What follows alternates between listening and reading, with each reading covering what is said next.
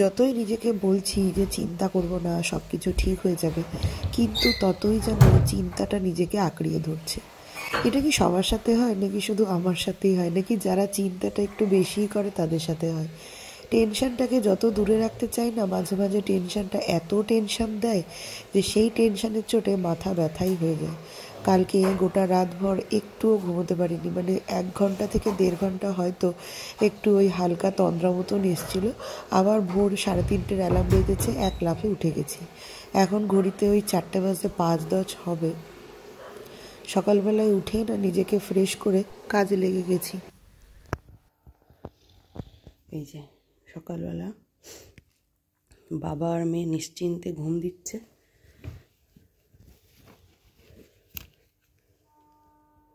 এখন ঘড়িতে 4:57। আসুন বাইরের ওয়েদারটা একবার দেখাই। এই যে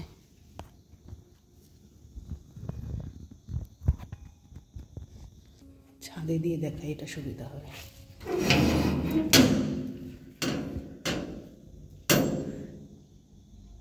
পুরো ওষ পড়ছে, চারপাশ অন্ধকার।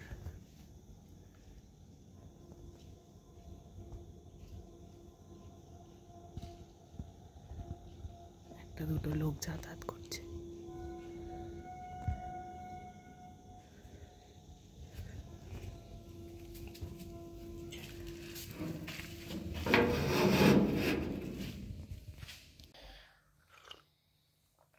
হে everyone, good morning, welcome back to my channel. তো এখন ঘড়িতে 5টা বেজে গেছে আর আমার স্নান পুজো সব কিছু কমপ্লিট।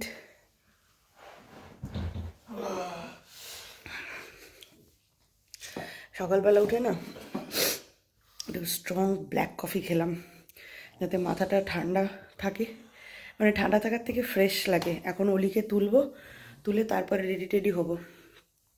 এত ঠান্ডা লেগে গেছে না, গলার অবস্থা খারাপ, কথা বলতে কষ্ট হচ্ছে, আর মুখ চোখ পুরো ঠান্ডায় ফুলে গেছে, বিচ্ছিরি অবস্থা। তো যাই হোক, এখন অলিকে তুলব। মজলু সে ঘুমাচ্ছে। এই যে দিদুমণি, দিদুমণি ওঠেন, বেরোতে হবে, বেরোতে হবে। দিদুমণি, ইস, অলি, অলি, ওঠো ওঠো ওঠো ওঠো, অলি ওঠো, বেরোতে হবে, ওঠো ওঠো ওঠো। আজকের ওয়েদারটা না প্রচণ্ড খারাপ। আমি দেখেছি ভগবান যেদিন আমার পরীক্ষা থাকে সেদিন সব দিক থেকেই ভগবান পরীক্ষা নেয়। কেন বললাম? এটা আমার ছোটোর থেকেই হয়ে আসছে। আমি যেই দিনগুলোতে টেনশন করি, যেই দিনগুলোতে বেশি বেশি চিন্তা হয় না, মানে খুব ঘাবড়ে যাই, সেই দিনগুলোতেই ওয়েদার এমন করে থাকবে যে চিন্তার ওপরে চিন্তা, যেটা বলে। এই ওয়েদারে অলিকে নিয়ে কি করে বেরোবো, এটা একটা বিশাল বড় চ্যালেঞ্জ। কারণ আজকের কম্পিটিশান আছে, সেটা তো একটা আছেই, আর তার উপরে এই ওয়েদারে না ঠান্ডা বেশি লাগার চান্সটা থাকে।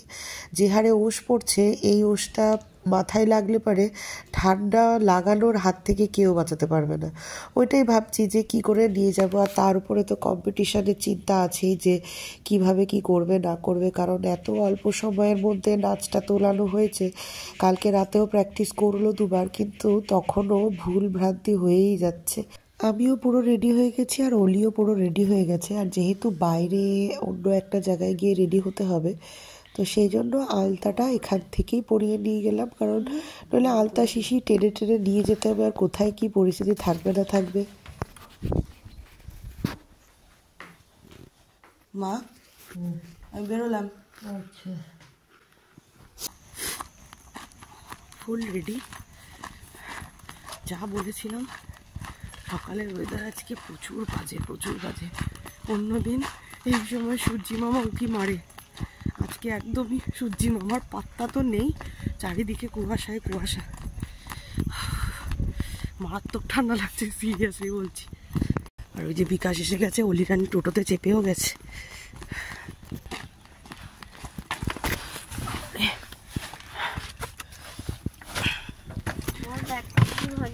চল, হ্যাঁ হ্যাঁ।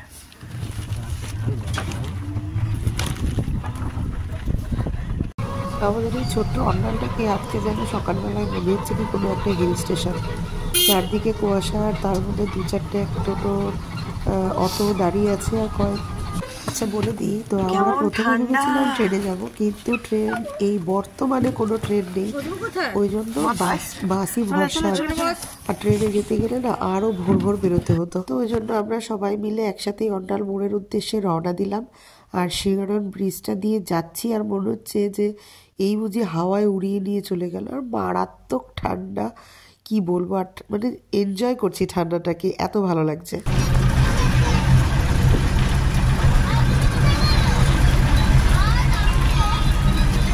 ঠান্ডাটা তখনই এনজয়মেন্টটা বেশি হয় যখন বাচ্চাগুলো বাসে থাকে না। মানে এই ঠান্ডায় ওদের খুবই কষ্ট হচ্ছে, বাড়ির থেকে কেউই কিছু সেরকম খেয়ে আসেনি, তাই বাসে উঠেই দুজনকে বিস্কুট ধরিয়ে দেওয়া হয়েছে।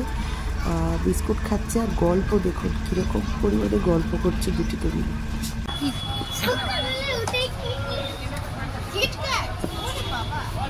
আমরা নেমে গেছি বাস জার্নি করে, চা খাচ্ছি।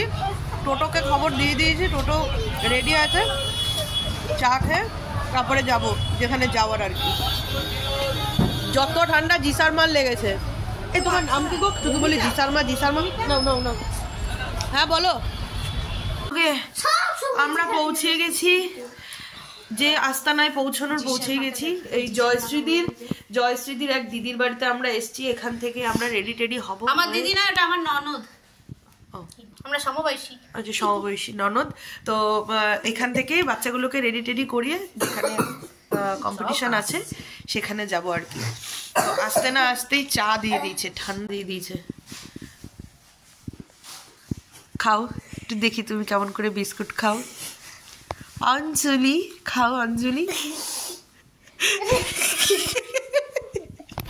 হাসি আড্ডা মজা অনেক তো হলো, এরপরে আমরা আমাদের মেন উদ্দেশ্যে লেগে পড়েছি, যার জন্য আমাদের সাত সকালে কুয়াশা ভেদ করে ঠান্ডাকে পরাজয় করে আসানসোল আসার মেন কারণ। হ্যাঁ, আমরা বাচ্চাগুলোকে নিয়ে সাজাতে বসে গেছি। আর আমাদের ওখানে রিপোর্টিং টাইম তো ছিল সকাল 8টায়, আর 12টার মধ্যে মানে একবার করে আর কি সাজানোর জন্য, মানে যদি নিজের কোনো রিলেটিভ থাকে তো স্পেশাল একটা কি বলে ওটাকে, মানে বলে কই আর কি আমরা এখানে এসেছি জয়শ্রীদির মারফতি। সত্যি বলতে না খুব উপকৃত হয়েছি, কারণ গ্রিন রুমটার এত বাজে কন্ডিশন ছিল যে ওইখানে দাঁড়িয়ে ওইরকমভাবে মেকআপ করা একদমই পসিবল ছিল না। তো ওই জন্যই এইখানে আসা, মানে ঘন্টা দুয়েকের ব্যাপার আর কি। এখানে জাস্ট মেকআপটা করাবো, করিয়ে ওই 11:30 থেকে 12:15টার মধ্যে আমাদের ওইখানে ঢুকতেই হবে, নইলে ঢুকতেই দেবে না। আর এই যে শুভশ্রী দাসকে পুরো আমি 3 ঘন্টায় শেষ করতে পেরেছি। শুভশ্রী দাস একটু দূরে যাও, তোমার পুরো লুকটা দেখাও। এই যে, এই তুমি ঘুঙুর পরে দিয়েছো জুতো পরে। প্রিয়াংশীও রেডি। এই যে প্রিয়াংশীকে খুব সুন্দর লাগছে। এটা দূরে যা, এটা দূরে যা, দূরে যা। বাহ, খুব সুন্দর লাগছে। আর জিসা এখন আলতা পড়াতে ব্যস্ত।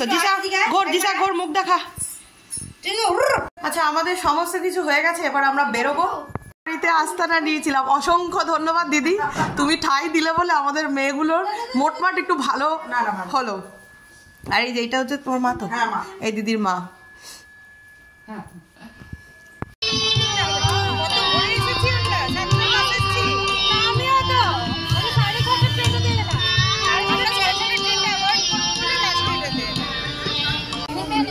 আমরা পৌঁছিয়ে গেছি, লড়ে জিতে হেরে সব কিছু করে পৌঁছিয়ে গেছি। এখন এখানে গান চলছে, এরপরে নাচ হবে।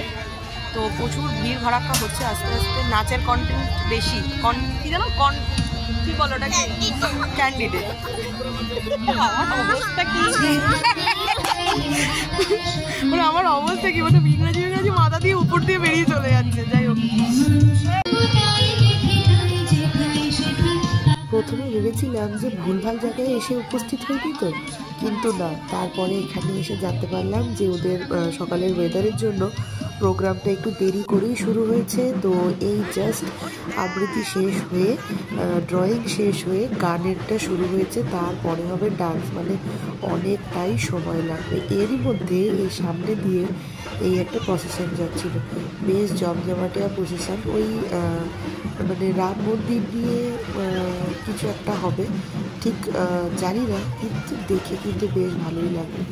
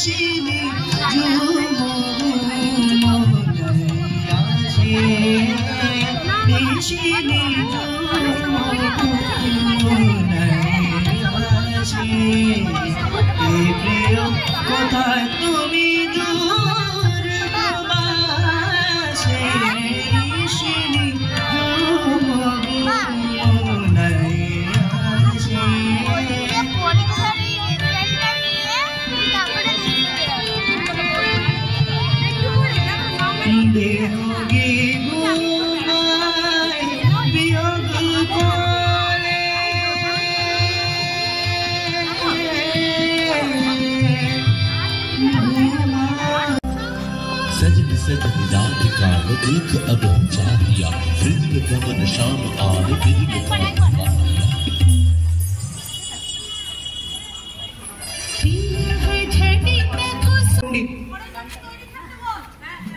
আর পরের জন তৈরি থেকো তোষানী মণ্ডল।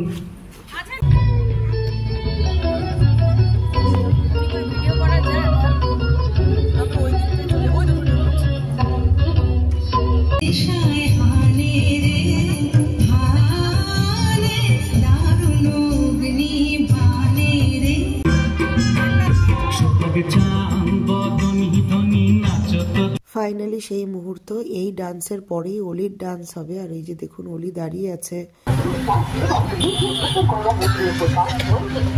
অলির ডান্সটা হওয়ার পরে আমি একটা নিশ্চিন্তে এক কাপ চা খেতে বাইরে এলাম। এত প্রেশার নিয়ে নিয়েছিলাম না সকাল থেকে, যে কি বলবো, ওর থেকে চিন্তা আমারই বেশি হচ্ছিল। আর ঠিক সেইটাই হয়েছে যেটা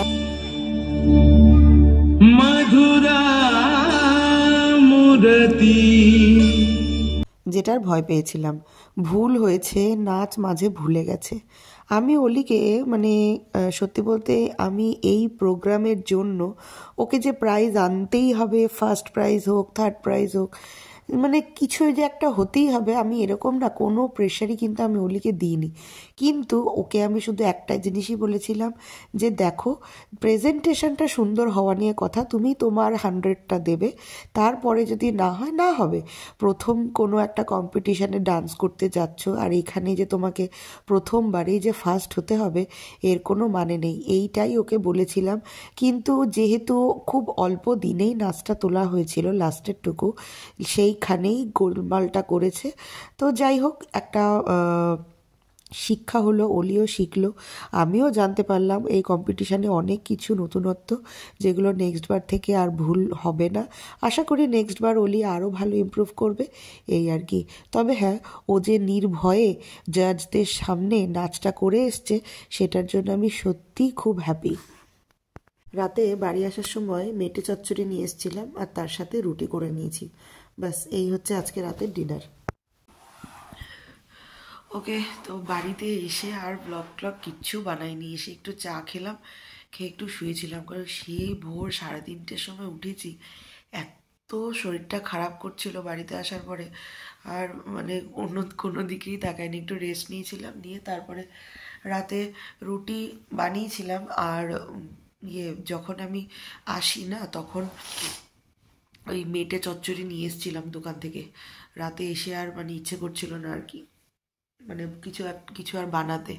তো এই হচ্ছে ব্যাপার। তো আমাদের সবারই খাওয়া দাওয়া হয়ে গেছে। অলিরানিকে অনেক আগে খাইয়ে দিয়েছি, অলিরানিকে একদম 9টার মধ্যে খাইয়ে শুয়ে দিয়েছিলাম। এই আমি খেয়ে এলাম, মিস্টার দাস এখন টিভি দেখছে। তো আজকের ব্লগটা চলুন এই অবধিই রাখছি, কারণ সারাদিন অনেক খাটাখাটনি হয়েছে, এখন শুতে পারলে বাজি। তো কালকে দেখা হবে। তো আজকের জন্য tata, good night, bye bye.